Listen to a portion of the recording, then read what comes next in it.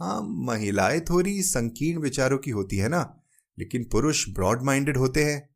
हाँ, इतने उच्च विचारों वाले कि मैं एक इशारा करूं तो कॉलेज का हर मर्द रात के अंधेरे में मेरे साथ सोने को तैयार है, लेकिन दिन के उजाले में मैं सबके लिए अछूत हूं। उसकी बात सुनकर चाय होठों तक आने से पहले ही फिसल गई। आप सुन रहे हैं कहानी जानी अनजानी पीयूष अग्रवाल के साथ। चलिए आज की कहानी का सफर शुरू करते हैं।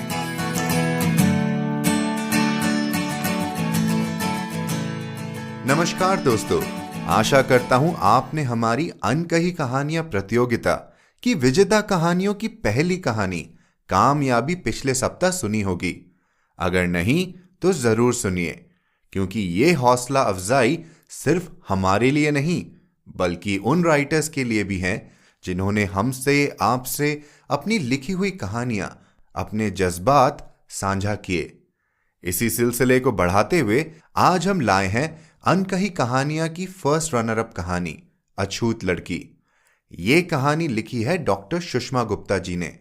सुषमा जी ने एचआर में एमबीए और पॉलिटिकल साइंस में पीएचडी किया है। ये पिछले 10 साल से लिख रही हैं। इनकी अभी तक 3 बुक्स पब्लिश हो चुकी हैं। इनके बारे में और जानकारी के लिए विजिट करें हमारी वेबसाइट piyushagarwal.com पर। इनकी कहानी अछूत लड़की में इन्होंने हमारे समाज के कुछ बहुत ही अहम पहलुओं को दर्शाया है जो आपको सोचने पर मजबूर करेंगे। तो चलिए बढ़ते हैं कहानी की ओर और जानते हैं अनामिका की कहानी।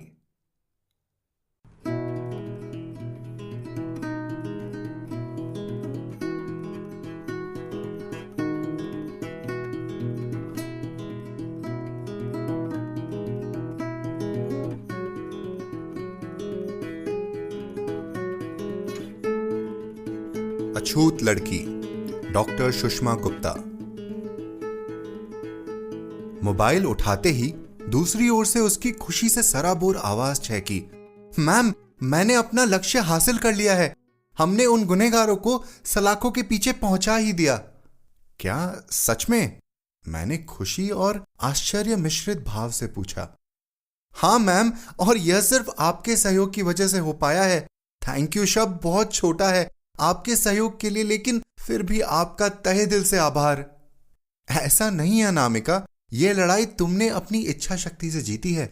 मैं बहुत खुश हूं कि तुम्हारे अपराधियों को सजा मिली और तुम्हें सुकून। कुछ और बातें करके मैंने फोन रख दिया। कभी हमारी की गई एक छोटी सी कोशिश किसी के जीवन की दिशा पलट सकती है, किंतु सुकून मिलता है सोचकर कि कोई हमारी वजह से अपनी मंजिल पा सका। अनामिका, कितना खूबसूरत नाम, और अपने नाम से भी ज्यादा खूबसूरत थी वो। हरी भूरी सी आंखें, गेहुआ वर्ण, काले लंबे बाल, नैन नक्श अप्रीतम, बिल्कुल किसी कवि की सुंदर कविता जैसी थी वो। 4 साल पहले मुरादाबाद के कॉलेज में मुलाकात हुई थी मेरी उससे। मैं एक सेमिनार अटेंड करने गई थी और वह उस कॉलेज में हिंदी की प्राध्यापक थी। याद है मुझे, अपनी झिझक के कारण चाहकर भी उसका मुझ तक ना पहुंच पाना, उसका मुझ पर सदा दृष्टि जमाए रखना और नजर मिलते ही झेप कर दूसरी ओर देखना, और फिर मेरे सामने खुली किताब सी खुल जाना।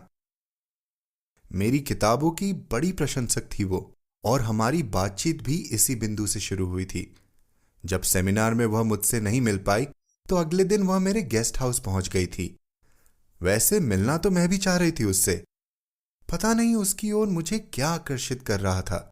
उसका सुंदर लेकिन मुरझाया सा चेहरा, उसकी मुझसे मिलने की आतुरता, या उसके रूप में मेरी कोई नई कहानी। थोड़ी औपचारिकता के बाद हमारे वार्तालाप ने एक दिशा पकड़ ली थी। मैम, आप बहुत अच्छा लिखती हैं। मैंने आपकी सारी किताबें पढ़ी हैं। एक कलाकार को अपनी कला से भी प्रिय उस कला की प्रशंसा और प्रशंसक होता है। मैं उसकी प्रशंसा से प्रसन्न हो गई, लेकिन मेरी प्रशंसक जल्द ही मेरी आलोचक में तब्दील होने लगी।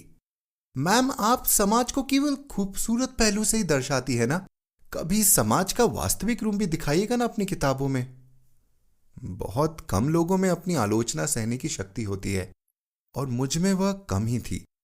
मैंने दिखाया नहीं, लेकिन अंदर से थोड़ा असहज हो चली थी कि तभी चाय आ गई और वह थोड़ी देर के लिए शांत हो गई। कायदे से तो उसे कप पहले मुझे देना चाहिए था, लेकिन उसने ऐसा नहीं किया।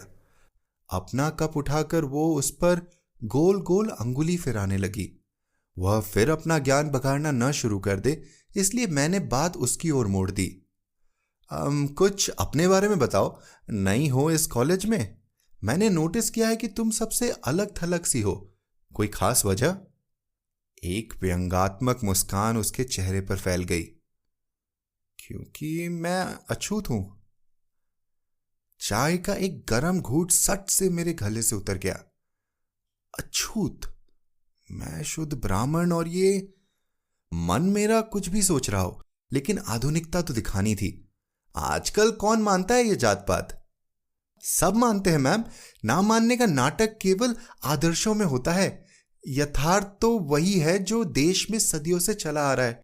बस अंतर यह है कि पहले भेदभाव खुलकर होता था और अब छुपकर होता है। मुझे समझ आता है कि सब मुझसे क्यों कतराते फिरते हैं। किसी भी पूजा या शुभ कार्य में मुझे सबसे पीछे क्यों रखा जाता है। पुरुष साथी तो फिर भी थोड़ा बोल लेते हैं, मगर महिला साथी तो बात तक करने में कतराती हैं। हाँ, महिलाएं थोड़ी संकीर्ण विचारों की होती है ना, लेकिन पुरुष ब्रॉड माइंडेड होते हैं।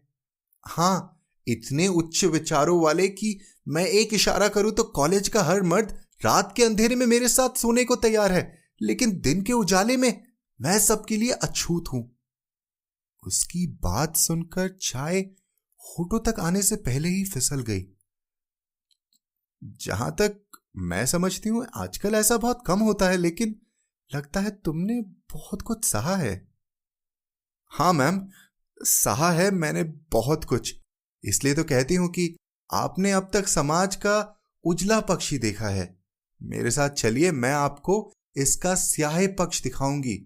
ऐसा पक्ष जिसे देख आपका कलेजा मुंह को आ जाए। उसकी आंखें लाल हो चुकी थी। वह शायद काफी कुछ बताना चाहती थी, इसलिए मैंने उसे रोका नहीं। मैं बचपन से सुनती आ रही हूं कि मैं बहुत सुंदर हूं। स्त्री हो या पुरुष, सुंदर दिखना हर कोई चाहता है, लेकिन ज्यादातर लड़कियों के लिए यही सुंदरता अभिशाप बन जाती है। कभी कभी मैं समझ ही नहीं पाती कि लड़की होना हमारा अपराध है या फिर सुंदर लड़की होना। लड़की और सुंदर लड़की, इन दोनों ही अभिशाप को मैंने बचपन से जिया है। जब कच्ची उम्र में कंधों पर बस्ता उठाए स्कूल जाती थी तब भी, और जवानी में आंचल से अपना यौवन छुपाए कॉलेज जाती थी तब भी। सब कहते हैं कि संसार में प्यार से ज्यादा खूबसूरत कुछ भी नहीं है, लेकिन इसी प्यार की खूबसूरती ने मेरे जिस्म को रोम रोम बदसूरत कर दिया। 20 साल की उम्र में मुझे प्यार हो गया, सच्चा वाला प्यार। फिर उसी सच्चे प्यार ने अपने दोस्तों के साथ मिलकर मेरे प्यार, विश्वास, मेरे शरीर, मेरी आत्मा के चितड़े चितड़े कर डाले। मेरा दिमाग सन हो गया। ऐसी घटनाएं सुनी पड़ी बहुत थी, लेकिन कभी किसी रेप विक्टिम से मुलाकात नहीं हुई थी। मुझे सुनने में इतना दुख हुआ तो उसे सहने में कितना हुआ होगा। उसके बाद हर दिन हर घड़ी कदम कदम पर मेरा बलात्कार हुआ। उन्होंने मेरे जिस्म को रौंदा और रही सही कसर समाज, पुलिस, मीडिया और सोशलिस्ट ने पूरी कर दी। इन्होंने मेरे शरीर को नहीं छुआ, लेकिन अपने पाषाण हृदयी प्रश्नों से मेरी आत्मा को झकझोर कर रख दिया। उस दिन के बाद से हर नजर मेरा बलात्कार करती रही। कैसी विडंबना है कि दुनिया में जिस्म का बलात्कार करने पर सजा मिल सकती है, लेकिन हर रोज हर समय जो पुरुष अपनी आंखों के नंगेपन से, अश्लील इशारों से, छिछोरे व्यंग बाड़ों से स्त्रियों का बलात्कार करते हैं, उनके लिए कोई सजा मुकर्रर नहीं है। उसने एक गहरी सांस ली और मैं सांस रोके सुनती रही। जब मेरा रेप हुआ, तब प्रधानुसार मैं खुद को ही दोषी मानकर बैठ गई। लेकिन मैं अंदर ही अंदर घुटती रही। मेरी आत्मा ने खुद को दोषी मानने से इनकार कर दिया। वह बराबर कहती कि अपराधी वो है, तू नहीं। और मुझे जो नहीं करना चाहिए था वो मैंने कर दिया। उन लोगों के खिलाफ रिपोर्ट लिखवाने थाने पहुंच गई। वो उच्च जाति के लोग थे, थानेदार भी उच्च जाति का था। वैसे तो इन लोगों को मुझे छूना तक मना है, लेकिन मुझे अपने जिस्म की भूख तले रौंद देना उनके लिए निषेध नहीं है। जैसे मेरे प्यार ने मुझे अपना शिकार बनाया, ठीक वैसे ही थानेदार ने भी अपने रौब तले मुझे कुचल डाला। एक बार फिर वही भयावह मंजर खुद को मेरे साथ दोहराया गया और मैं कुछ ना कर पाई, कुछ भी नहीं। उसका चेहरा पूरी तरह आंसुओं से भीग चुका था और मेरा कठोर जातिवादी मन पसीज चुका था। सच ही कहा था उसने, मैं सिर्फ सुंदरता परोसती हूं अपनी किताबों में। हमारे समाज की बदसूरती क्या है, इसका मैंने कभी सामना नहीं किया। उस वक्त मैं कुछ नहीं कर पाई, क्योंकि ना मेरे पास पैसा था और ना ही ताकत। लेकिन मैंने तय कर लिया था कि उन दरिंदों को सजा जरूर दिलवाऊंगी। अब बस मेरा एक ही ध्येय है, खूब सारा पैसा इकट्ठा करना और उनको सजा दिलवाना। कुछ समाज सेवियों की मदद से केस दर्ज तो हो गया, लेकिन फाइल आगे नहीं बढ़ पाई। एक बार जब लड़की का बलात्कार हो जाता है तो वह हर किसी के लिए सार्वजनिक उपयोग की वस्तु हो जाती है। कभी कभी तो लगता है कि मैं एक शुलभ शौचालय के समान हो गई हूं, जिसका उपयोग तो सब करना चाहते हैं, लेकिन उसकी स्वच्छता की परवाह किसी को नहीं। उसके ये शब्द मेरे दिल में तीर से जा लगे। कोई कैसे खुद की तुलना एक शौचालय से कर सकता है? कितना दर्द होगा इसके मन में। तभी मेरे फोन की घंटी बजी और बातों का सिलसिला टूट गया। मैंने फोन काट दिया तो वो बोली, आप बात कर लीजिए मैम, मैंने खामखा आपका समय बर्बाद किया, सॉरी। वह उठकर जाने को हुई। मैंने उसे गले लगा लिया। वो स्तंभ थी मेरे इस कदम से। अपने मन की पीड़ा शांत होने के कुछ देर बाद मैंने उससे कहा, मैंने काफी कमाया है, लेकिन कभी शायद ही उसे अच्छे कार्य में लगाया हो। आज ईश्वर ने मुझे ये मौका दिया है। आज से मैं तुम्हारे साथ हूं। एक अच्छा वकील करेंगे, जितना पैसा लगेगा मैं खर्च करूंगी और तुम्हें इंसाफ दिला कर रहूंगी। और आज वो अपना इंसाफ पा चुकी थी।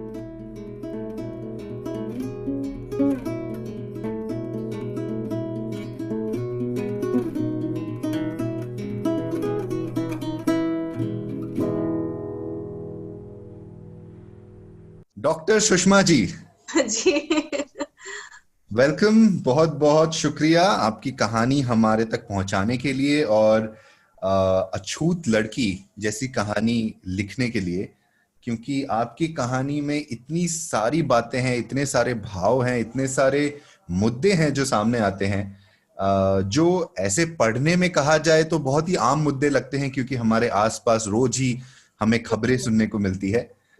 लेकिन उन मुद्दों पर आगे बढ़कर क्या हुआ, इस बारे में आपने इतनी सरलता से वो कहानी सुनाई है और अपने ही तरीके से, अपने ही लफ्जों में इतनी खूबसूरती से वो कहानी सुनाई है कि भाई हम सबको कहानी पढ़कर और सुनकर बहुत मजा आया। तो पहला सवाल तो आपसे कि भाई अछूत लड़की जो ये कहानी है, इसे लिखने के पीछे की कहानी आपकी क्या है? कैसे आपने इस कहानी के बारे में सोचा? क्या आपके जानकारों में कोई ऐसी कहानियां हैं जो सामने आई हो जिसके कारण ये कहानी आगे बढ़कर आई? क्या आपने कुछ पढ़ा? जो भी आप हमें बता सके कि ये कहानी अपने इस रूप में, अपने इस ढंग में किस तरीके से आई। सर बस ऐसे ही कि आप ऐसा जानकारी में ऐसा कुछ नहीं, लेकिन आप देखिए हम डेली बेसिस पर यही चीज देखते हैं। हम कहते हैं नहीं सब मतलब सब एक हैं, कोई जात पात नहीं है, कुछ नहीं है, लेकिन हम है अंदर से वैसे ही, हम उसी पुराने क्राइटेरिया में ही जी रहे हैं कि हम ब्राह्मण हैं, हम बनिया हैं, हम क्षत्रिय हैं, हम ऊंची जाति वाले हैं, हम आपके साथ बैठते हैं लोग बाग। मैं ये नहीं कह रही हूँ आजकल के नौजवान जो आजकल की पीढ़ी है, 18-19 साल के बच्चे हैं, 20-21 साल के बच्चे हैं, वो इन चीजों को नहीं मानते हैं। लेकिन मैं ये मानती हूँ कि हमारी पीढ़ी के लोग भी इन चीजों को मानते हैं, चाहे वो दिखाते नहीं है, वो शो नहीं करेंगे आपके सामने कि उनको किसी की कास्ट से प्रॉब्लम है या किसी रिलीजन प्रॉब्लम है, लेकिन उनके मन में कहीं ना कहीं वो जो हमारा परवरिश में जो हमारे सेट हो चुका है ना, ये चीज, ये हमारे पेरेंट्स ने जो हमारी परवरिश में सेट कर दिया है कि आप इस कास्ट के हो, आप इस कास्ट के हो, आप इस कास्ट के हो, आप इस धर्म के हो, आप इस धर्म के हो, तो वो नहीं जा सकता। हमारी एजुकेशन से हम इतना कर सकते हैं कि हम उसको शो ना करें। आए दिन आप पेपर में यही चीजें पढ़ते हैं, मतलब इधर रेप, छोटी बच्चियां, बड़े लोग, किसी को नहीं छोड़ा जा रहा है। तो हम कुछ नहीं कर सकते उसके लिए। हम सड़क पे जाके ना किसी को सेव कर सकते हैं, ना कुछ भी नहीं कर सकते हैं। सिर्फ एक प्रार्थना कर सकते हैं कि किसी भी लड़की के साथ ऐसा ना हो। मैं बस जो मन में था कि हाँ भी इतना सब कुछ होता है, लेकिन फिर भी ये आजकल बहुत नॉर्मल हो गया हमारे देश में ना।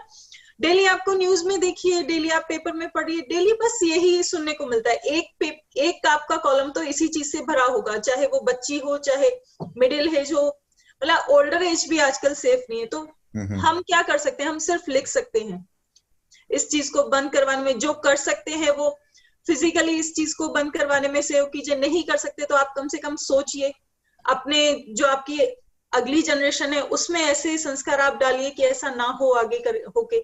नहीं, बिल्कुल। और लेकिन मैं ये जरूर कहना चाहूंगा कि भाई आप एक तरफ बोल रहे मैं कुछ नहीं कर सकती, और एक तरफ आपने एक कहानी लिखी है, तो आपने जरूर अपने कलम का इस्तेमाल करके आपने जो आपसे बन पड़ा वो आपने किया है कि भाई कैसे मैं ये कहानी लोगों तक पहुंचा सकूं।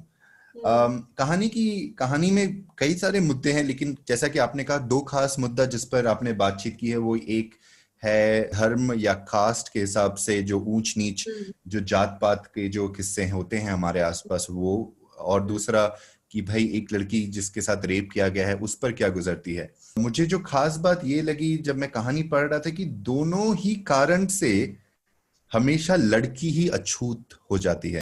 तो क्यों ना आप थोड़ा और अनामिका के बारे में बताएं कि भाई क्या है इस किरदार के पीछे कहानी। सर बस यही है, कहीं से एक थॉट आया कि हम तो शहरों में रहते हैं, हमारे साथ ये सब ना होता है, ना हम करते हैं। हमारी परवरिश भी ऐसी थी कि हम, मतलब हमारा घर परिवार, हम सब अच्छी अच्छी चीजों से गुजरे हैं। हमें शायद ईव टीजिंग वगैरह थोड़ा बहुत सहने को मिला हो, लेकिन इन सब चीजों से, इन भयंकर चीजों से हम बहुत सेफली निकल आए। लेकिन जो छोटे शहरों की, जो बिल्कुल गांवों के जो लोग होते हैं, उन्हें वाकई में बहुत कुछ सहना पड़ता है। मेरा अपना एक्सपीरियंस बहुत ज्यादा नहीं है, लेकिन हाँ मैंने लोगों से सुना है, पढ़ा है, मतलब कई लोग जो इस बारे में लिखते हैं उनकी बुक्स पढ़ी हैं कुछ, और पेपर्स वगैरह में आप न्यूज देखते हैं। तो मेरा बस यही था कि मतलब ये बच्चियां ऐसी होती हैं जो शुरू से सहती आती हैं कि आप छोटे हैं, आप उनको पढ़ने नहीं दिया जाता है, इनको बाहर नहीं निकलने दिया जाता है, उन पर किसी और की, मतलब पुरुष अगर नजर डालता है तो गलती लड़की की होती है कि तुम बाहर क्यों निकली, तुम ऐसे क्यों निकली। आए दिन आप बड़े बड़े लोगों की स्टेटमेंट देख लीजिए इस बारे में कि गलत लड़के ने किया है, लेकिन बोला लड़की को, तुम रात में बाहर क्यों निकली, तुमने ऐसे छोटे कपड़े क्यों पहने थे,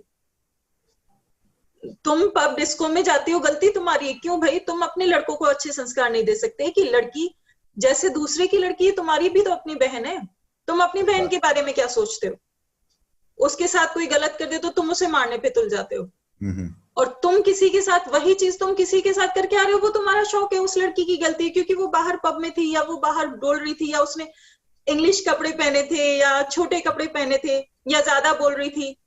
इसमें जो मेरा किरदार है वो बहुत सिंपल है, वो सिर्फ एक बेचारी गांव की सीधी सादी लड़की है जिसे कुछ नहीं चाहिए, सिर्फ अपनी एजुकेशन चाहिए, थोड़ा अपने लिए अपना जीने का स्पेस चाहिए, और बस उसी के हिसाब से वो कुछ ना चाहते हुए भी वो इतना कुछ उसके साथ हो जाता है। तो बस यही है मेरी कहानी का थीम कि लड़की को लड़की ही रहने दो, लड़का मत बनाओ, लेकिन प्लीज उसे लड़की की तरह तो जीने दो एटलीस्ट। नहीं, लड़ाई बहुत ही खूब कहा आपने, और बहुत ही खूबसूरती। और एक बात जो मैं ये कहना चाहूंगा आपकी कहानी की है कि आपकी कहानी को पढ़ के लगता है अरे ये कहानी तो हम जानते हैं, ये कहानी तो हम कई बार पढ़ चुके हैं, ऐसा बहुत बार हो चुका है, लेकिन ये बात की भाई कि ऐसा बहुत बार हो चुका और हम जानते हैं और इसके बाद भी आज भी वो हो रही है बस। उसी कारण आपकी कहानी बहुत ही जरूरी थी लोगों तक पहुंचाना, कि भाई अगर आप ये सोच रहे हैं कि ये तो बहुत ही साधारण सी बात है, अब आंकड़े हैं, रोज ही होते रहता है, तो क्या बात है,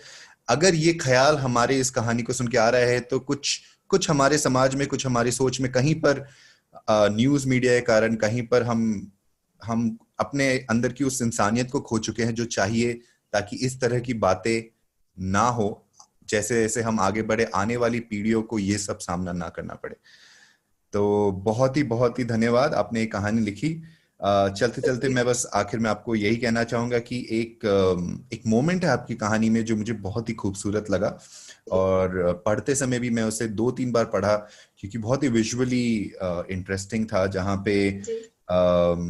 पे जो किरदार है वो चाय की प्याली ऑफर नहीं करती है, वो पहले चाय की प्याली खुद पीने लग जाती है, और बाद में जब लेखिका या जो प्रोटैगनिस्ट जब कहती हैं तो उन्हें पता चलता है, जब वो अछूत लड़की है तब उन्हें समझ में आता है कि ऐसा क्यों किया गया। तो वो एक जो मोमेंट है कि भाई उसने चाय की प्याली मुझे ऑफर नहीं की, और जो उनका रिएक्शन जब उन्हें पता चलता है अरे ये लड़की अछूत है, इमीडिएट रिएक्शन, वो एक मोमेंट बहुत ही खास था कहानी में मेरे लिए।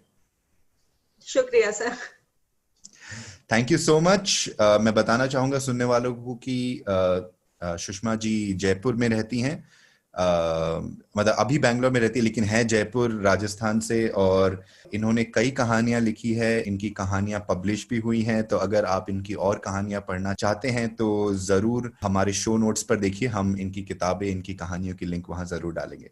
सुषमा जी बहुत धन्यवाद, थैंक यू सो मच, आप हमारे साथ ये वक्त निकाल पाए। Thank you so much. तो दोस्तों, कैसी लगी आपको आज की कहानी और सुषमा जी से बातचीत? ये कहानी रोज अखबारों में छप रही खबरों का एक आईना हमें दिखाती है। वो लोग जिनके लिए ये एक अखबार में छपी खबर नहीं बल्कि एक सच्चाई है, कैसे वो इन कठिनाइयों का सामना करते हैं और उनसे लड़ते हैं। क्या आपको भी महसूस हुआ अनामिका का दर्द, और महसूस हुई अनामिका की जीत में अपनी जीत? हमें जरूर बताइए hello@piyushagarwal.com पर, और बने रहिए हमारे साथ कुछ अनकही अनसुनी कहानियां सुनने के लिए। इसी नोट पर आपसे विदा लेता हूं। हमें सब्सक्राइब करना न भूलें आपकी पसंदीदा पॉडकास्टिंग ऐप पर, और एप्पल पॉडकास्ट पर अपना रिव्यू भी दें। आप सुन रहे थे कहानी जानी अनजानी पीयूष अग्रवाल के साथ, जो कि इंडी पॉडकास्टर की एक पेशकश है। तो हम आपसे मिलते रहेंगे हर शुक्रवार। तब तक के लिए अपना ध्यान रखिए, स्वस्थ रहिए और मुस्कुराते रहिए।